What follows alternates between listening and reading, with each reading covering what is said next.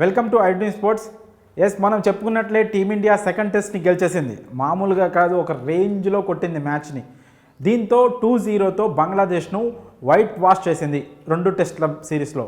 అంతకంటే ముందు పాకిస్తాన్లో 2 టెస్టులు ఓడించి పాకిస్తాన్ను వైట్ వాష్ చేసిన బంగ్లాదేశ్ మనతో టెస్ట్ సిరీస్కి ముందు చెప్పిన మాట, ఇండియా పైన కూడా ఇలాంటి పర్ఫార్మెన్స్ చూపించి ఇండియాను కూడా ఓడిస్తామని బంగ్లాదేశ్ ప్లేయర్ మాట్లాడాడు.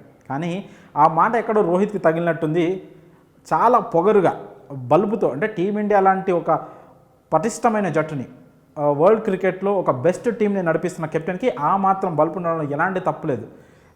ఫస్ట్ టెస్ట్ని ఆల్మోస్ట్ మంచి బ్యాటింగ్ బౌలింగ్తో ఒక ఆల్రౌండ్ ప్రదర్శనతో గెలిచేసాం, అది ఓకే. కానీ సెకండ్ టెస్ట్ గెలవాల్సిన మ్యాచ్, బంగ్లాదేశ్ పైన మనం గెలవడం అంటే పెద్ద విషయం కాదు అది మనకి.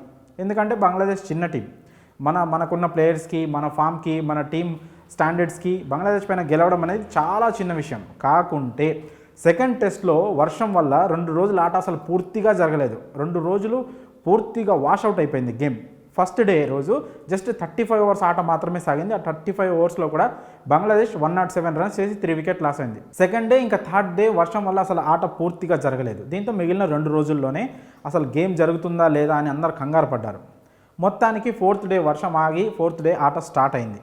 ఆట స్టార్ట్ అయినా 2 రోజుల్లో 4 ఇన్నింగ్స్లు అంటే ఇంపాసిబుల్ అనిపించారు. కానీ ఫస్ట్ ఇన్నింగ్స్లో బంగ్లాదేశ్ను 233 పరుగులకి టీమిండియా బౌలర్లు ఆల్అౌట్ చేశారు. ఆ తర్వాత అసలైన గేమ్ రోహిత్ శర్మ స్టార్ట్ చేశాడు. ఒక బ్రహ్మాండమైన స్ట్రాటజీ అని చెప్పుకోవచ్చు. తన మైండ్లో ఒక సూపర్ థాట్తో ఆటగాళ్ళందరినీ అలా మోటివేట్ చేసి అగ్రెసివ్ బ్యాటింగ్ చేయించాడు. ఫస్ట్ ఇన్నింగ్స్లో ఇండియా 285 పరుగులు చేసింది. జస్ట్ 34.4 ఓవర్స్లోనే 185 రన్స్ చేసింది. 9 వికెట్ లాస్ అయింది. ఆ తర్వాత ఇన్నింగ్స్ డిక్లేర్ చేసి బంగ్లాదేశ్ను సెకండ్ ఇన్నింగ్స్కు పిలిపించి 146 రన్స్కే ఆల్అౌట్ చేసేశారు టీమిండియా బౌలర్లు. బుమ్రా అలాగే అశ్విన్, జడేజా ముగ్గురు తలో 3 వికెట్లు తీసుకొని బంగ్లాదేశ్ను ఆల్అౌట్ చేసేశారు. అద్భుతంగా బౌలింగ్తో పాటు ఆ తర్వాత కూడా సెకండ్ ఇన్నింగ్స్కు జస్ట్ 95 రన్స్ టార్గెట్తో బరిలోకి దిగిన టీమిండియా రోహిత్ శర్మ అలాగే గిల్ తక్కువ స్కోర్కి అవుట్ అయినా కూడా ఓపెనర్ జైస్వాల్ చిచ్చర పిడుగులా ఆడాడు. 2 ఇన్నింగ్స్లో కూడా బాగా ఆడాడు. సెకండ్ ఇన్నింగ్స్లో అయితే హాఫ్ సెంచరీతో అదరగొట్టేశాడు. ఇక కోహ్లీ తన ఎక్స్పీరియన్స్ని చూపిస్తూ 29 రన్స్తో నాట్అవుట్గా నిలిచి ఓవరాల్గా 17.2 ఓవర్స్లో 3 వికెట్స్ లాస్తో ఇండియా 95 రన్స్ చేసి ఈ మ్యాచ్ను అయితే గెలిచి బంగ్లాదేశ్ను వైట్ వాష్ చేసింది 2 టెస్టుల సిరీస్లో. దీంతో పాటు ఇక మరోవైపు చూసుకుంటే WTC రేస్లో కూడా మనకి పాయింట్స్ యాడ్ అవుతాయి. సో అల్టిమేట్గా టీమిండియా అయితే ఒక బెస్ట్ మ్యాచ్ని విక్టరీ కొట్టిందని చెప్పాలి. ఎందుకంటే ఈ సిరీస్ కంటే ముందు బంగ్లాదేశ్ మీద మనం గెలుస్తామని అనుకున్నాం. కాకపోతే వాళ్ళకున్న స్పిన్ బౌలింగ్ మంచి స్ట్రాంగ్గా ఉండడం, పైగా ఫస్ట్ టెస్ట్ చెన్నై కావడం, చెన్నై అంటే తెలిసిందే స్పిన్కు మంచి పిచ్, అలాంటి పిచ్లో ఫస్ట్ మ్యాచ్ ఉండడం. సో కొంచెం అంతకంటే ముందు పాకిస్తాన్పై బంగ్లాదేశ్ 2 టెస్టులు వరుసగా గెలిచి రావడం, సో కొంచెం టెన్షన్ ఉండేది క్రికెట్ ఫ్యాన్స్లో. కానీ వాటన్నిటిని రోహిత్ శర్మ తన కెప్టెన్సీతో పటాపంచలు చేశాడని చెప్పుకోవచ్చు. ఎందుకంటే రోహిత్ శర్మ సెకండ్ టెస్ట్లో తీసుకున్న డెసిషన్ని మనం ఎంత పొగిడినా తక్కువే. ఎందుకంటే అగ్రెసివ్ స్టెప్ తీసుకోవడం. ఇన్ని రోజుల వరకు మనం ఇంగ్లాండ్ బజ్బాల్ గురించి చెప్పుకునేవాళ్ళం. ఆ జట్టు కోచ్ బ్రాండన్ మెకల్లమ్ తీసుకొచ్చిన బజ్బాల్ స్ట్రాటజీ ఏదైతే ఉందో దాన్నే ఇంతవరకు టెస్ట్ క్రికెట్లో అదొక మహా అద్భుతము, టెస్ట్ క్రికెట్ని పూర్తిగా మార్చేస్తుంది అన్నట్లు అందరూ మాట్లాడుకున్నాం, అందరూ చెప్పుకున్నాం. కాకపోతే దాన్ని మించిన స్ట్రాటజీని రోహిత్ శర్మ సెకండ్ టెస్ట్లో చూపించాడు. బంగ్లాదేశ్ దగ్గర మంచి స్పిన్నర్లు ఉన్నారు, అందులో ఎలాంటి డౌట్ లేదు. అయినా కూడా అగ్రెసివ్ ఇంటెంట్ అనేది చూపించి ఫస్ట్ ఇన్నింగ్స్లో అగ్రెసివ్ బ్యాటింగ్ చేయడం అనేది అది చాలా ఎక్స్ట్రాడినరీ థాట్. దాన్ని రోహిత్ శర్మ ఏదైతే నమ్మాడో దాన్ని బౌలర్లు కూడా అద్భుతంగా ఇంప్లిమెంట్ చేసి సెకండ్ ఇన్నింగ్స్లో బంగ్లాదేశ్ను 146 రన్స్కి ఆల్అౌట్ చేయడం అనేది కూడా చాలా మంచి విషయం. ఆ తర్వాత ఇంకా రెస్ట్ మిగతా వాళ్ళు బ్యాట్స్మెన్స్ అంతా 95 రన్స్ అనేది చాలా ఈజీగా కొట్టేశారు. సో టీమిండియా లాంటి ఒక బలమైన జట్టును నడిపించే కెప్టెన్కి ఈ మాత్రం పొగరు, యాటిట్యూడ్, ఆ అగ్రెషన్ అనేది ఉండాలి. ఎందుకంటే బంగ్లాదేశ్ లాంటి టీంని అంత సీరియస్గా తీసుకోవాల్సిన అవసరం లేదని రోహిత్ శర్మ తన యాక్షన్స్తో చూపించాడు, తన డిసిషన్స్తో చూపించాడు. ఎందుకంటే మనం అగ్రెసివ్గా ఆడితే అవతల టీం డిఫెన్స్లో పడిపోతుంది. ఎగ్జాక్ట్లీ అదే జరిగింది ఇక్కడ.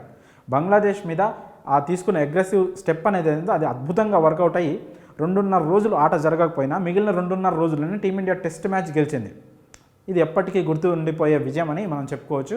ఓవరాల్గా రోహిత్ శర్మతో పాటు మిగతా టీం మెంబర్స్ అందరికీ అద్భుతంగా బ్యాటింగ్ చేసి అద్భుతంగా బౌలింగ్ చేసిన అందరికీ సీనియర్లు జూనియర్లు అందరూ తమ ఏదైతే తమ పాత్ర ఉందో అద్భుతంగా పోషించి సెకండ్ టెస్ట్లో అయితే టీమిండియా ఒక అద్భుత విజయాన్ని అయితే సొంతం చేసుకుంది. ఇక దీని తర్వాత బంగ్లాదేశ్తో ఈ మంత్ 6th నుంచి T20 సిరీస్ 3 మ్యాచ్ల T20 సిరీస్ జరిగింది. దాంట్లో రోహిత్ శర్మ అలాగే కోహ్లీ ఆల్రెడీ రిటైర్మెంట్ ప్రకటించారు కాబట్టి వాళ్ళు ఉండరు. సో సూర్యకుమార్ యాదవ్ కెప్టెన్సీలో 3 T20 మ్యాచ్లు ఆడనుంది టీమిండియా. అందులో కూడా ఆల్మోస్ట్ టీమిండియానే హాట్ ఫేవరెట్గా ఉంటుంది. ఎందుకంటే బంగ్లాదేశ్ని T20లో కొట్టడం అనేది అంత పెద్ద విషయం కాదు, మనకి ఈజీగా కొట్టేసే ఛాన్సే ఉంటుంది.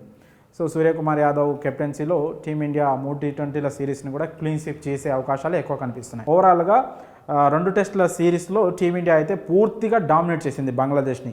ఫస్ట్ టెస్ట్ ఓకే, అది ఓవరాల్గా ఆట మొత్తం సాగింది, అది ఓకే. సెకండ్ టెస్ట్ మాత్రం హైలైట్.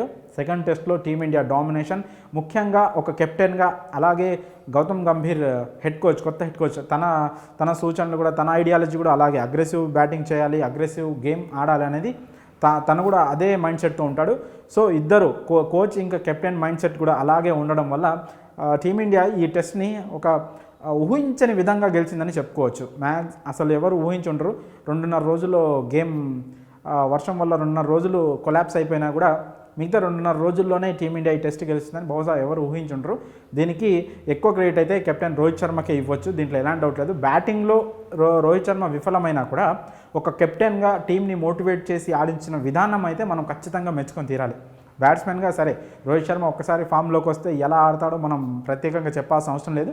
సరే ఈ సిరీస్లో అయితే రోహిత్ శర్మ ఓకే, బ్యాటింగ్ కొంచెం బాగాలేదు. మరి సెకండ్ టెస్ట్లో టీమిండియా గేమ్పై అలాగే రోహిత్ శర్మ కెప్టెన్సీపై తీసుకున్న కీలక నిర్ణయాలపై, అగ్రెసివ్ గేమ్పై మీ అభిప్రాయాలను కామెంట్స్ రూపంలో తెలియజేయండి.